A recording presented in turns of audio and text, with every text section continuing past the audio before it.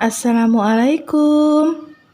Kami mahasiswa STAI Sabili Program Studi Pendidikan Guru TK dari kelompok 2 akan mempresentasikan tugas mata kuliah kewirausahaan tentang meningkatkan produktivitas usaha melalui motivasi.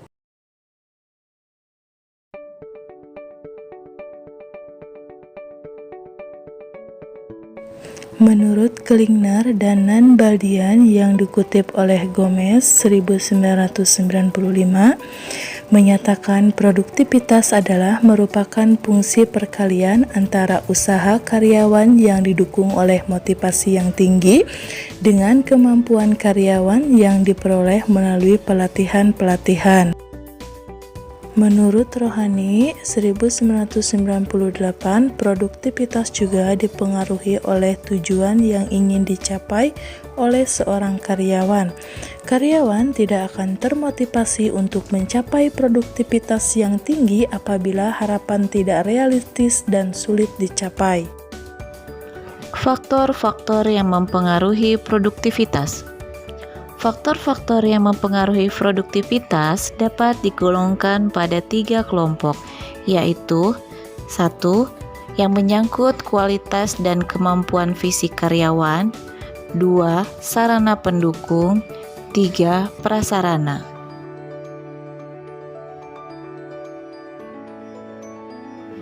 Manfaat produktivitas ada 2. Yang pertama, manfaat mikro, diantaranya penurunan ongkos-ongkos per unit, peningkatan kontribusi pajak dan pemerintah, penghematan sumber-sumber daya masukan, menunjang hubungan kerja yang lebih baik, peningkatan kualitas produk atau jasa yang dihasilkan, peningkatan daya bayar dan motivasi.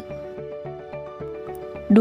Manfaat makro, diantaranya membuka kesempatan untuk meningkatkan taraf hidup masyarakat melalui penghasilan dan penurunan harga-harga dan jasa di pasar, penghematan sumber daya alam, perbaikan keadaan kerja dan mutu hidup termasuk jam kerja yang diperpendek. Penyebab turunnya produktivitas: 1. Tidak ada evaluasi produktivitas. 2. Keterlambatan pengambilan keputusan oleh manajemen. 3. Motivasi rendah dalam pekerjaan. 4. Perusahaan tidak mampu berkompetisi dan beradaptasi pada kemajuan teknologi dan informasi. Strategi meningkatkan produktivitas. 1. Meningkatkan dan penyegaran motivasi. Motivasi adalah penggerak. Semakin besar motivasi yang dimiliki, akan semakin besar tindakannya. Produktivitas jelas akan meningkat. Motivasi tidak cukup dengan gaji. Gaji memang memberikan kontribusi terhadap motivasi karyawan. Namun, sebagai motivasi dasar, perusahaan harus lebih kreatif memberikan motivasi bagi karyawannya. 2. Lingkungan kerja yang kondusif juga meningkatkan produktivitas karyawan. Meskipun perusahaan memberikan dorongan motivasi yang tinggi, jika lingkungan tidak kondusif, maka motivasi tidak begitu bermanfaat.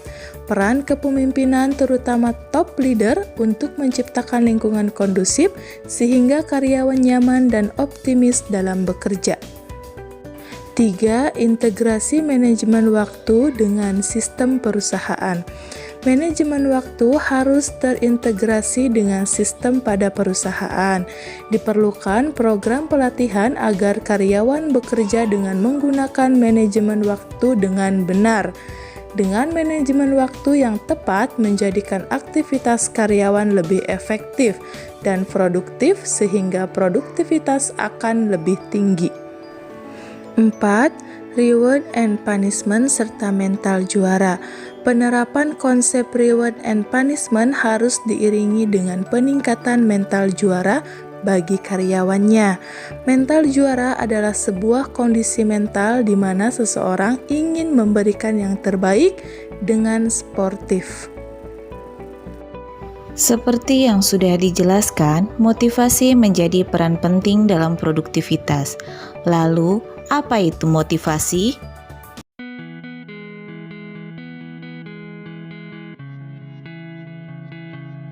Menurut Manulang, motivasi kerja adalah suatu faktor yang mendorong karyawan untuk melakukan tindakan tertentu.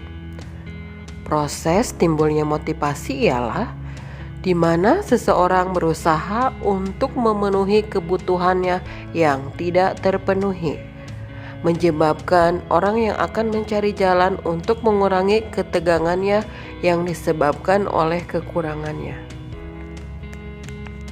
Menurut As'ad, motivasi adalah keinginan seseorang yang mendorong untuk beraktivitas karena berharap akan membawa pada keadaan yang lebih memuaskan diri pada keadaan sekarang.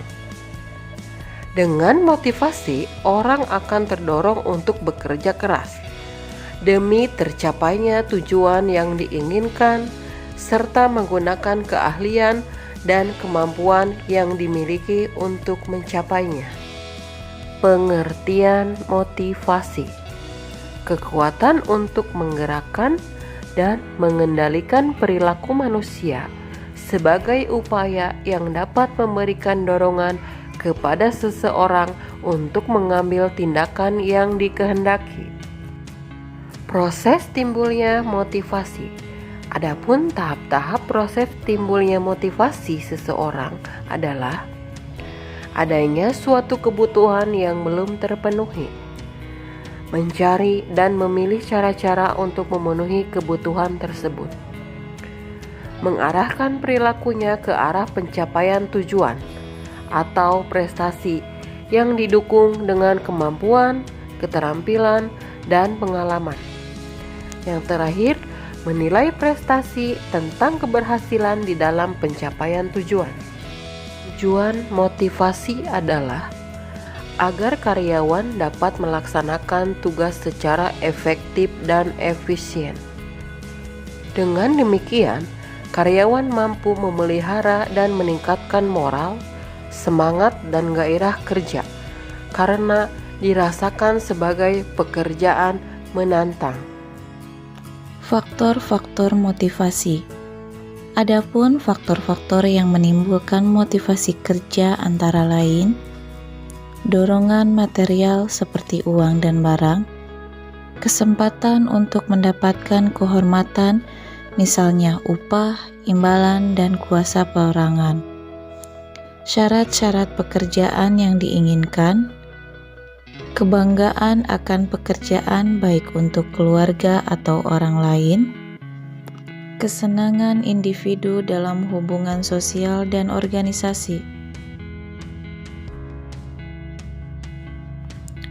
Adapun model motivasi dibagi menjadi 3, yaitu 1. Model tradisional menurut Frederick Taylor bahwa para manajer mendorong atau memotivasi para pekerja agar lebih banyak berproduksi dengan cara memberikan imbalan berupa upah atau gaji yang semakin meningkat. 2. Model hubungan manusia Elton Mayo dan peneliti hubungan manusia lainnya bahwa kontrak sosial atau hubungan kemanusiaan dengan karyawan. 3. Model sumber daya manusia bahwa para pekerja termotivasi oleh banyak faktor, tidak hanya uang atau keinginan untuk berprestasi dan mendapat pekerjaan yang berarti. Ada 2 cara untuk mengatasi penurunan motivasi, dengan pendekatan kuratif dan pendekatan antisipatif. Pendekatan kuratif adalah melihat apakah masalah yang menimbulkan pengaruh pada motivasi penting atau tidak dalam suatu pekerjaan. Sedangkan pendekatan antisipatif, karyawan sebaiknya bekerja dengan sebaik-baiknya dan sesuai dengan ketentuan yang telah ditetapkan.